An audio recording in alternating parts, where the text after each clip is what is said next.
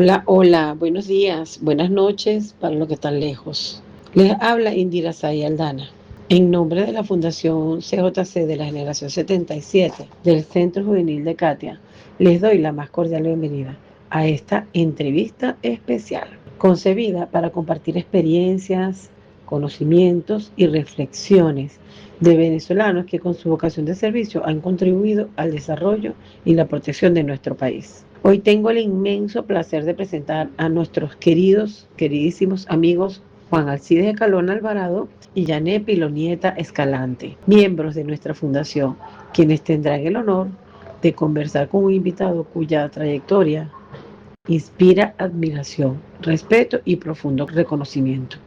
Nos acompaña el licenciado Manuel Santana, excomandante del Cuerpo de Bomberos del Distrito Federal, hoy Bomberos de Caracas, y una de las personalidades más destacadas en el desarrollo de la gestión integral del riesgo. A lo largo de su extraordinaria carrera participó en la atención de algunas de las emergencias que marcaron la historia de nuestro país, entre ellas las tragedias horribles que tuvimos en Tacoa en 1982 y el deslave del Estado Vargas en 1999, además de numerosas operaciones de gran complejidad. Dirigió el Instituto de Planificación para Casos de Desastre, se llama PLACADE, y fortaleció la cooperación técnica de organismos internacionales como la OFDA y la USAID, y promovió la formación de nuevas generaciones de profesionales, impulsando una visión moderna de la gestión integral del riesgo basada en la prevención de mitigación, la preparación y la resiliencia tan grande que tenemos en nuestras comunidades. Su legado ha trascendido las emergencias,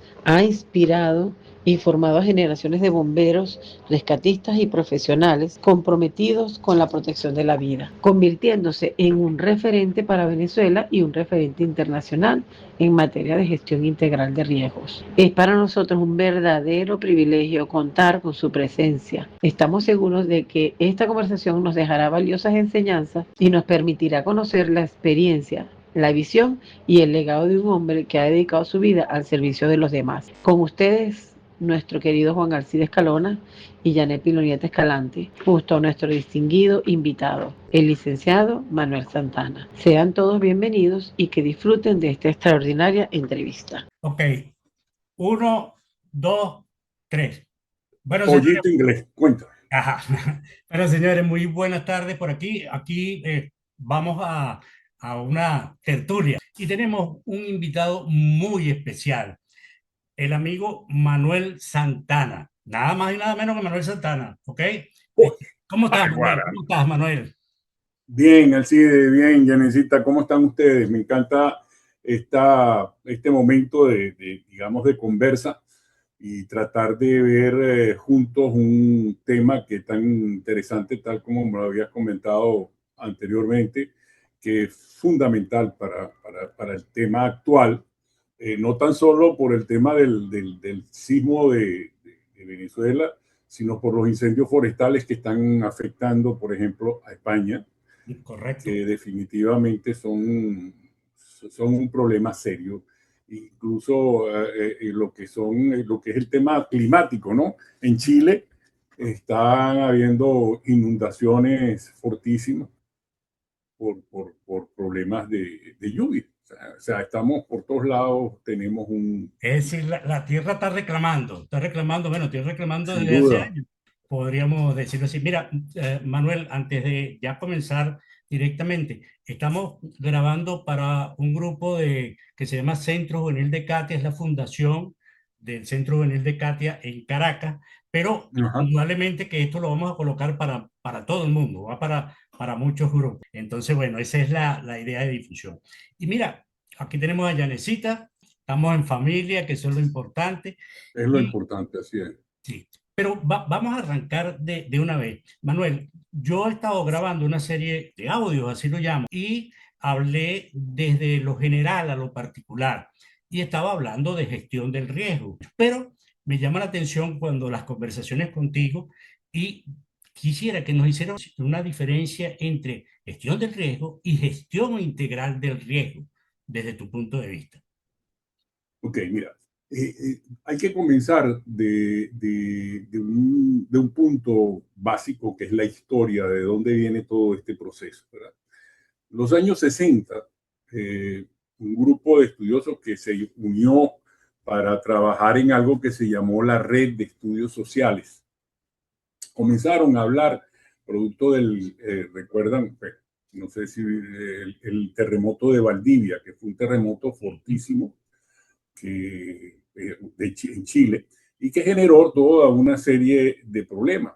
Y ahí es cuando por primera vez alguien de la academia comienza a hablar del concepto y comienza a hablar de un proceso mucho más complicado que el simple hecho de ir a atender el evento. ¿Ok?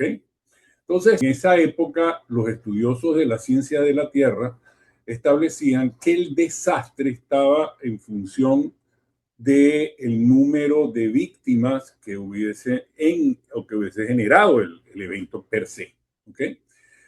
Eso estuvo durante un año, por lo menos la década de los 60 estuvo siendo aceptado y siendo manejado, hasta que llegaron los estudiosos de las ciencias sociales y dijeron, hey, no es así. Es decir, el desastre, más allá de las víctimas, también tiene que incorporar dentro de ese análisis el cómo está preparada la población. Un mismo evento generador de daños puede tener un impacto en una población no preparada y un impacto diferente en una población que sí está preparada.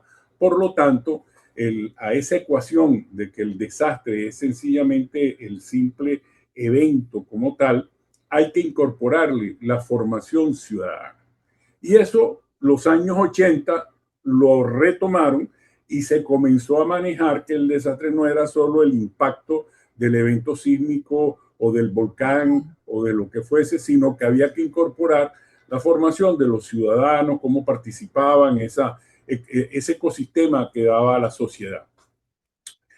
En los años 90, 80 mejor, eso fue en los 70, en los 80, aparecieron los señores de la ciencia dura, los estudiosos de la economía, los estudiosos de todas estas cosas que tenían que ver con la política, etcétera, y dijeron, hey, vamos a incorporar en esa ecuación otra cosa que no está totalmente considerada, que es la economía, que es la política.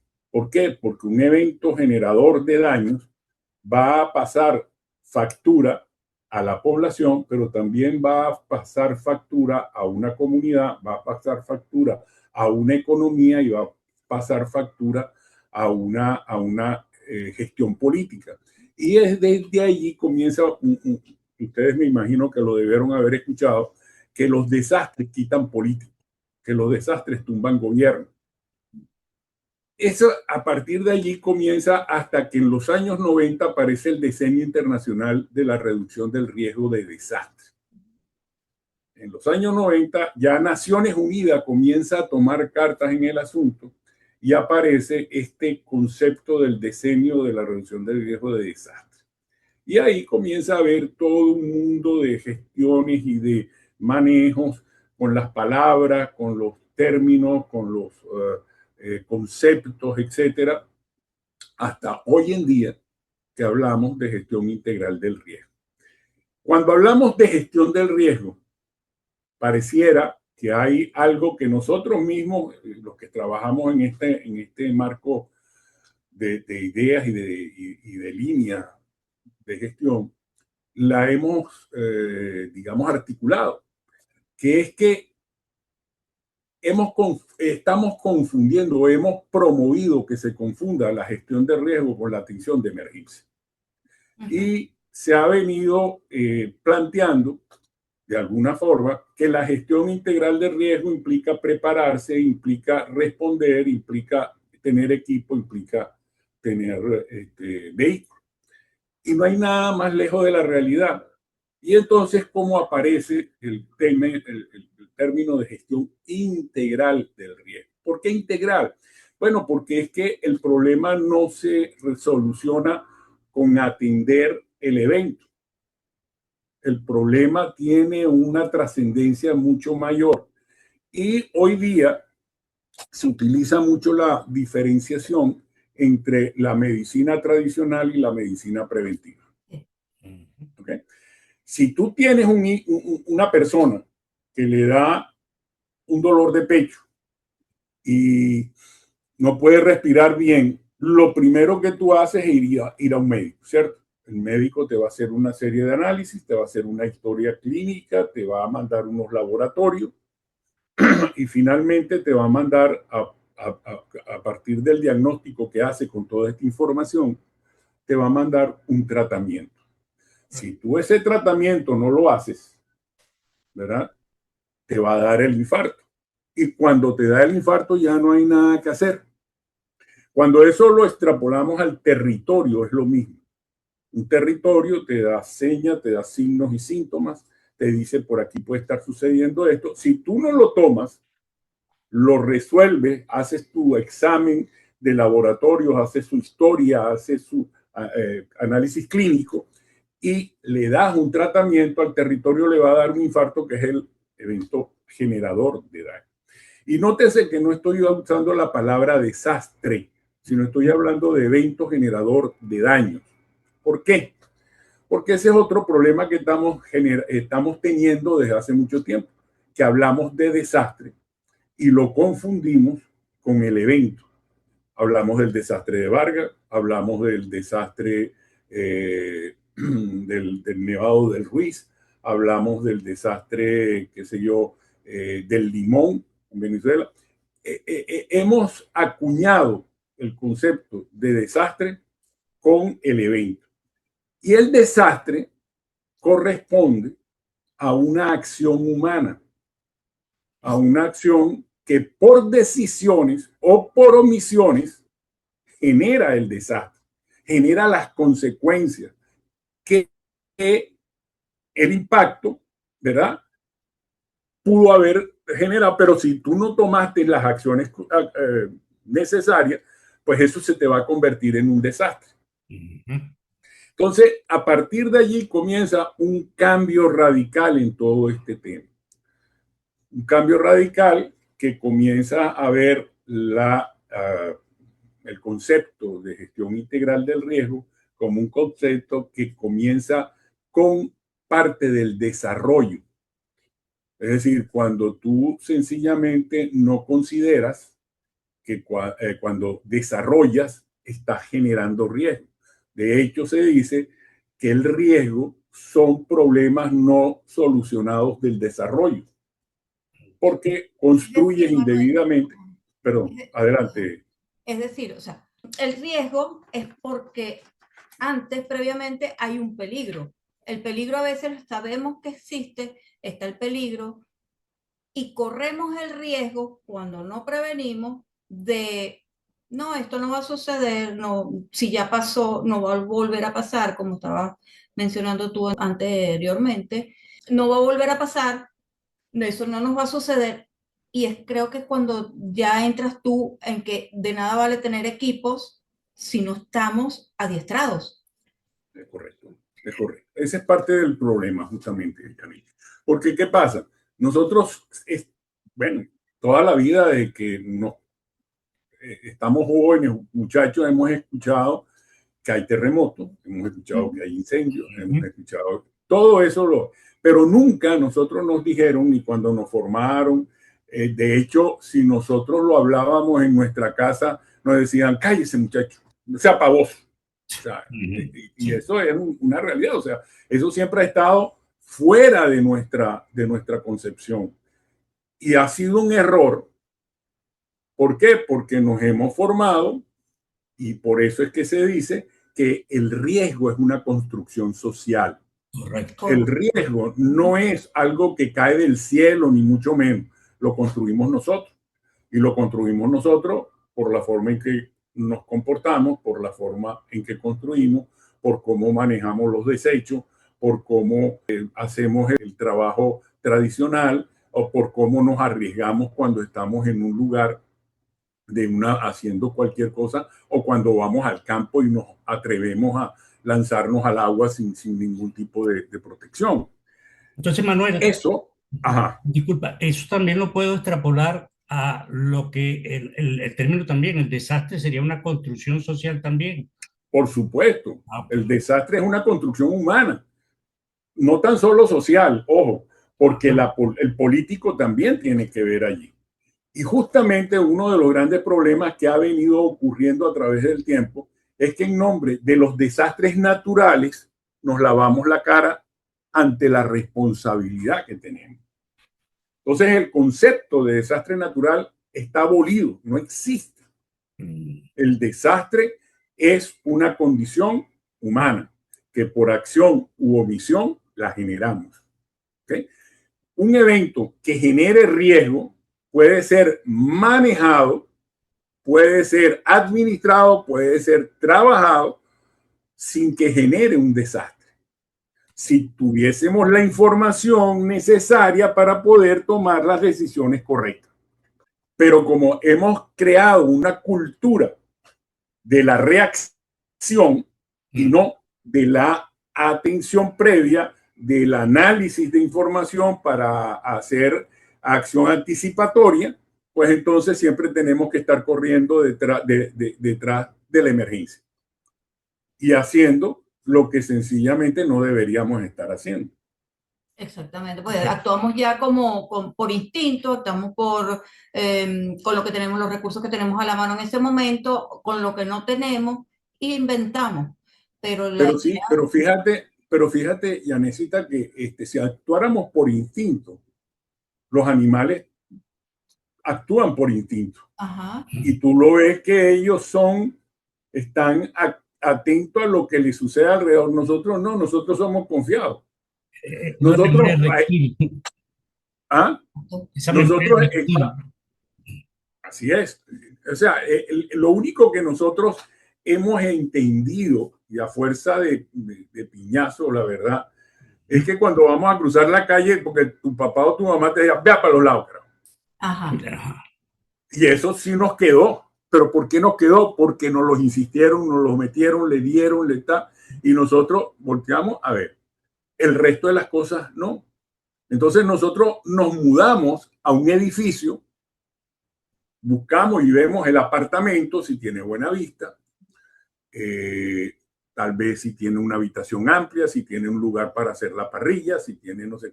Pero nunca nos preocupamos sobre qué suelo está construido ese edificio.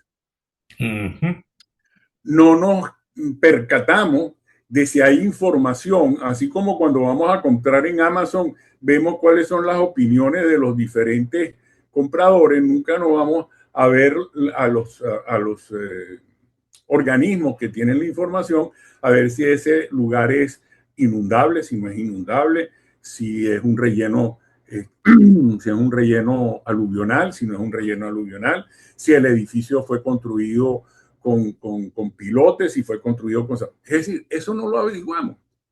Y eso está en los municipios, en los organismos municipales, en donde tú puedes incluso ir a Catastro a verificar con el número que te están dando el vendedor.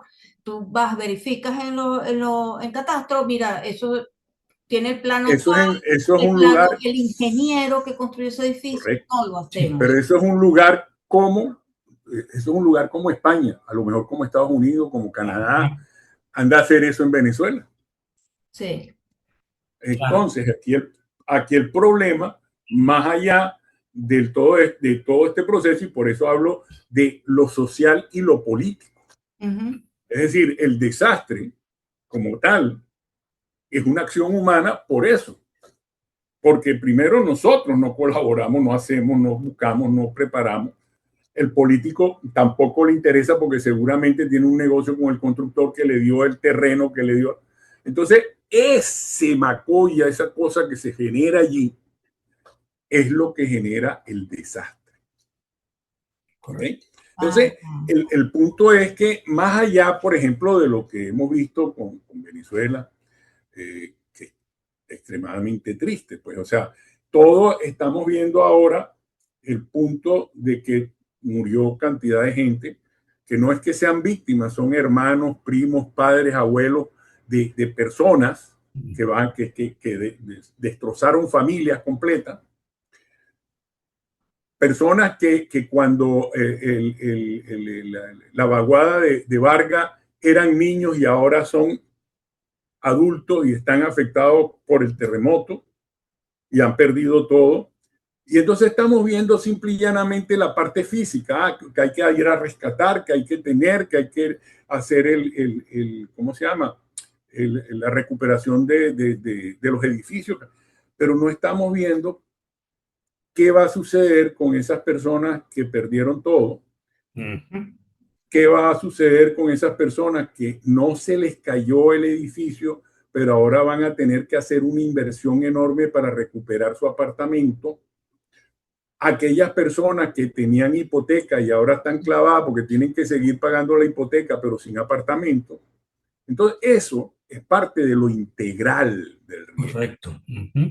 Que no es tan solo el responder a un evento al cual ya no hay absolutamente nada que hacer porque el daño está hecho, los muertos están ahí y todo lo demás está allí, pero es lo que queda. Claro. ¿Qué vamos a hacer con eso? Exacto. Y lo curioso es que, ok, sucedió en varias partes de Venezuela, pero refiriéndonos a Vargas, es un lugar en donde ya había sucedido en el 99 el deslave, y con todo eso se siguió construyendo, pero de una manera exorbitante, y ni siquiera tuvimos el cuidado, porque estamos responsables todos, no se aprendió la lección. Es que ahí es donde está el problema justamente, pero no vayamos a Vargas, vayamos a lo cotidiano, vayamos a lo que nos sucede en la casa.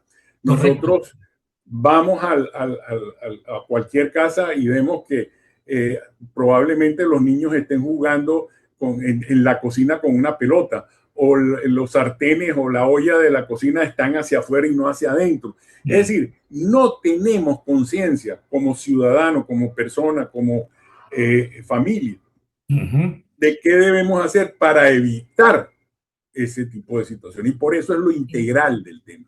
De hecho, yo le estaba diciendo a Alcides que incluso nos podemos preparar y ok, sabemos que tenemos que hacer en situación de terremoto, pero resulta que no tenemos las llaves del gas donde deberían estar, no tenemos la llave de la luz, las bombonas, puede haber, porque aparte del terremoto puede haber una explosión y causar un incendio.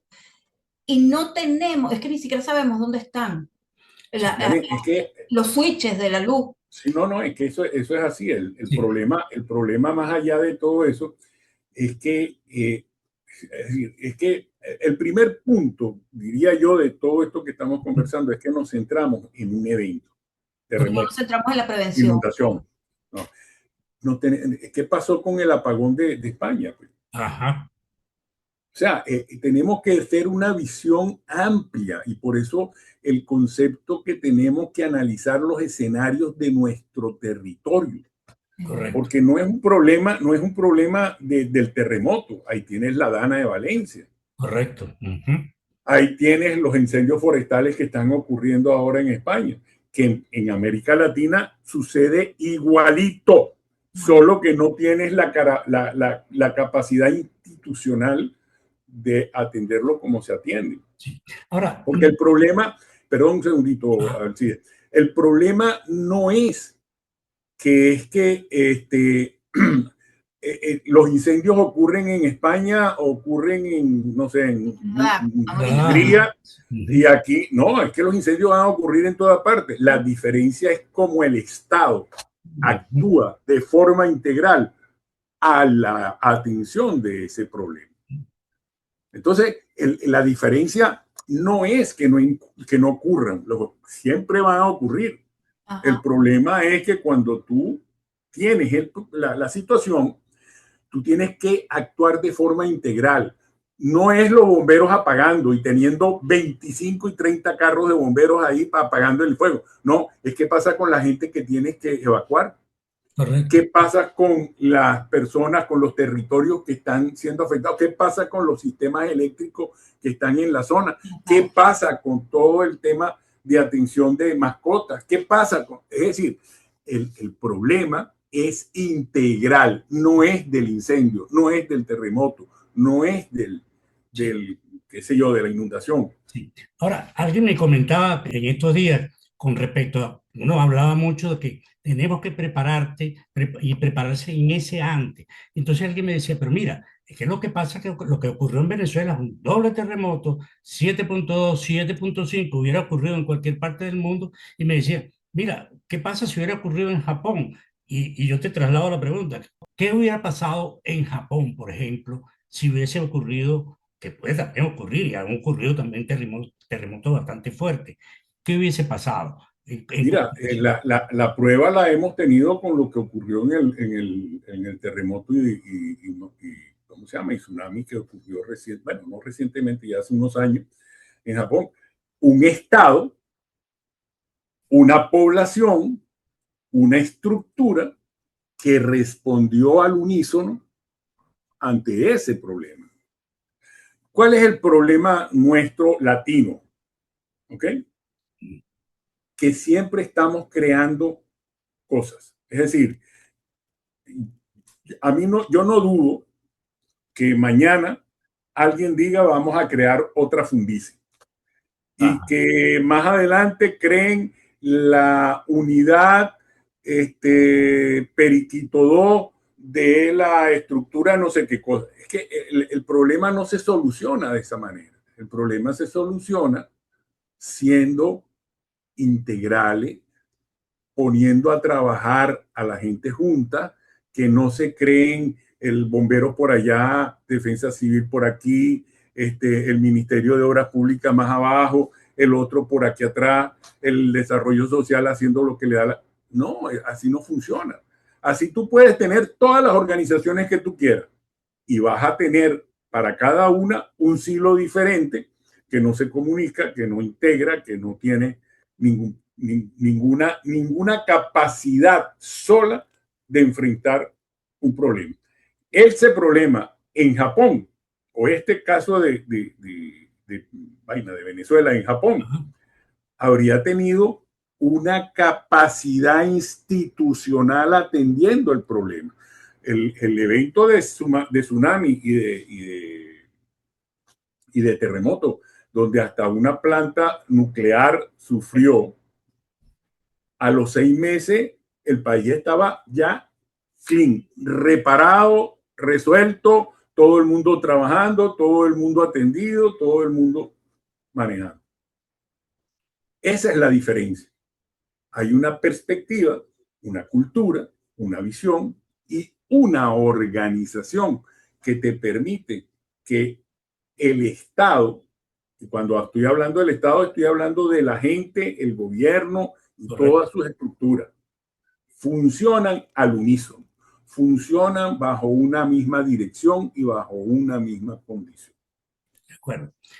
Exacto. Manuel, de Venezuela, en caso de los organismos internacionales, si hubiéramos estado preparados, hubiera habido una coordinación, el Estado tuviéramos los recursos como los que manejaste tú en Caracas con los bomberos metropolitanos y todo eso, que hasta hospitales habían todos los organismos y todos los cuerpos, que incluso se hicieron simulacros y se hicieron para evaluar a los organismos, que eso lo hacíamos. Entonces, eso después, por lo que estás hablando de gobiernos y estados y todo, eso no se continuó. Los organismos internacionales, ¿cuándo actúan? Si el país como Japón a lo mejor no necesita entes internacionales ni organismos internacionales. Y en Venezuela, aunque ellos hayan entrado, hubo desorganización. No se sabía quién estaba a la cabeza, quién estaba... El problema, Yané, no, o sea, cuando tú traes algo organizado y lo sueltas en un caos, esto también se convierte en caos. El problema no es, o sea, en mi opinión,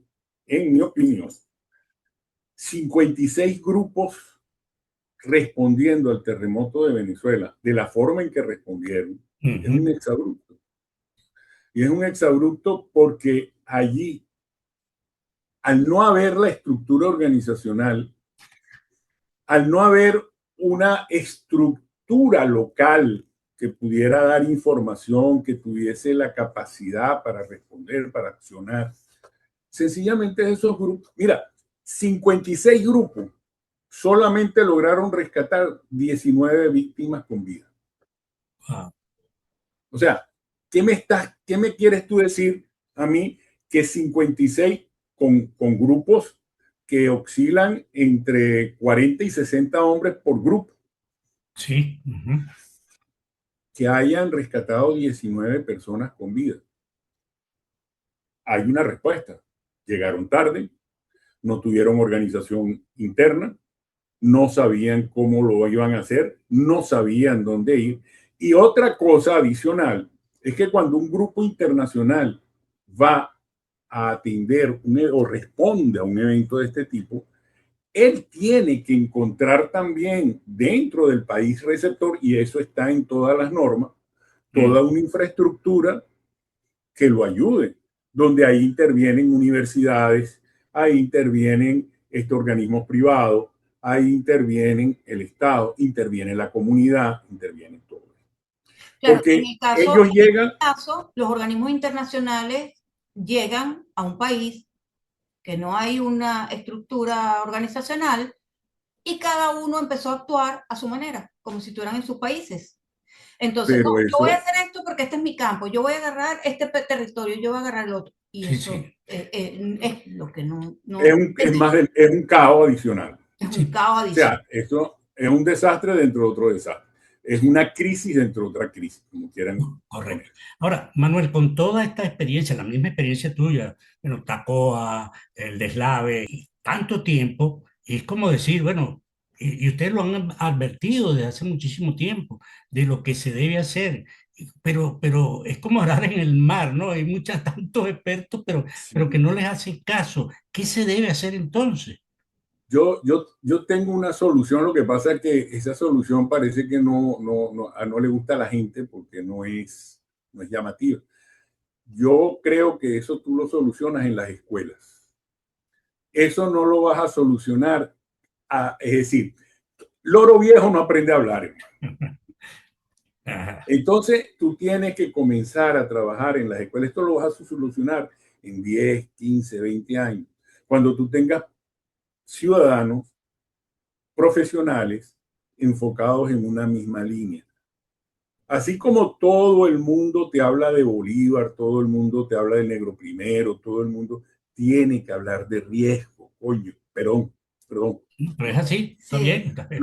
No quise, se me salió No, no, el está bien. venezolano ahí. Entonces, el problema está planteado, que hemos querido convencer al político de algo que no lo vamos a convencer, porque eso no da voto, hermano. Tan sencillo.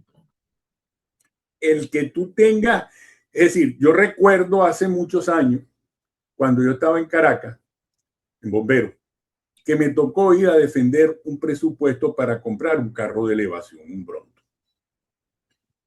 Y me enfrenté a la asamblea donde estábamos pidiendo el dinero para que nos lo aprobaran, porque en esa época eran casi $600,000 el costo del vehículo, 500,000 y algo.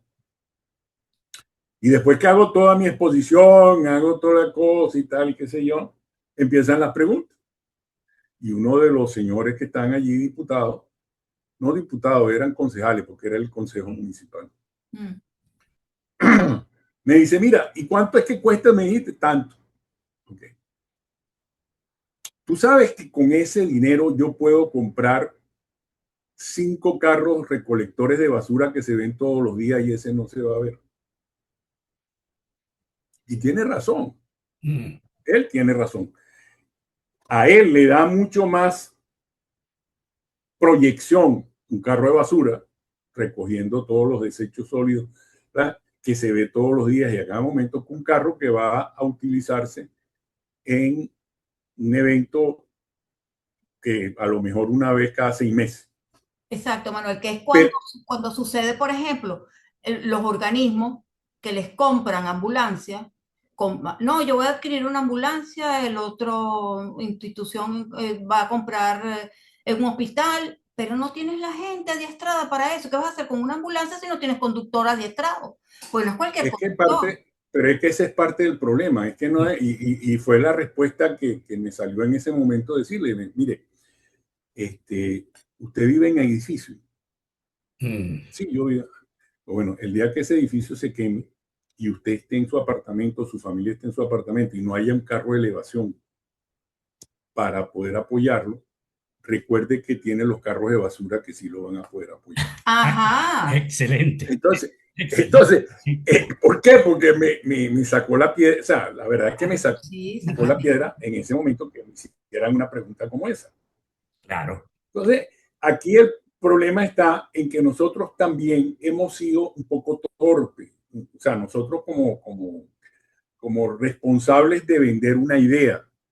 Nosotros hemos sido torpes en el sentido que hemos querido competir lo técnico contra lo político, tratando de demostrar que lo técnico es mejor que lo político o es más importante que lo político. Pero yo creo que lo que tendríamos que estar buscando es cómo integrar al plan político el tema de la gestión integral del riesgo como un factor que a él lo beneficie. Sí. Ajá. Y tratar de ver cómo a través de la comunidad